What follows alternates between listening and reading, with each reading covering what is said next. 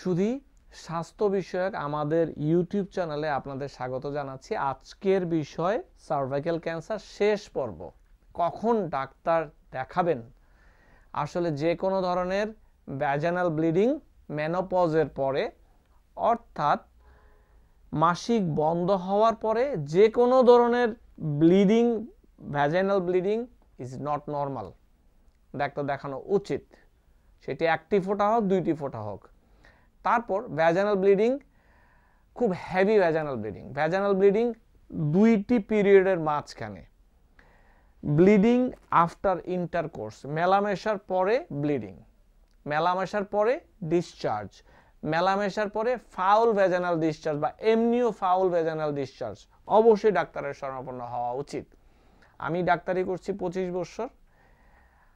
বাংলাদেশে যখন আমরা রোগী দেখেছি তখন দেখেছি প্রায় সময় এই সিমটমগুলো খুবই কমন, কারণ মা বোনেরা ডাক্তারদের কাছে যান না। বাৎসরিক যদি চেক আপগুলো রেগুলারলি হতো আজকে এই অবস্থা হয় না। যাই হোক, আসুন হোম রেমেডি নিয়ে কথা বলি। এগুলো আমরা কখনোই এনকারেজ করি না বাসার কোনো রেমেডি দিয়ে এগুলোকে ঢেকে রাখুন। তারপরও কিছু জিনিস না করলেই নয়। ওয়েট লুজ করেন, স্মোকিং বন্ধ করুন, হেলদি ফুড খাবেন, ফিজিক্যাল অ্যাক্টিভিটি করবেন, অ্যালকোহল খাবেন না। মোট কথায় healthy living is very important cervical ক্যান্সারের জন্য। মা বোনদেরকে বলি, আপনাদের জন্য hygiene is a big factor, পরিষ্কার পরিচ্ছন্নতা। শুধু আমি জানি এরপরও আপনাদের অনেক প্রশ্ন থাকবে। আপনার ডাক্তারের শরণাপন্ন হন, চাইলে আমাদের সাথে যোগাযোগ করতে পারেন। আমাদের সাথে থাকার জন্য অসংখ্য ধন্যবাদ।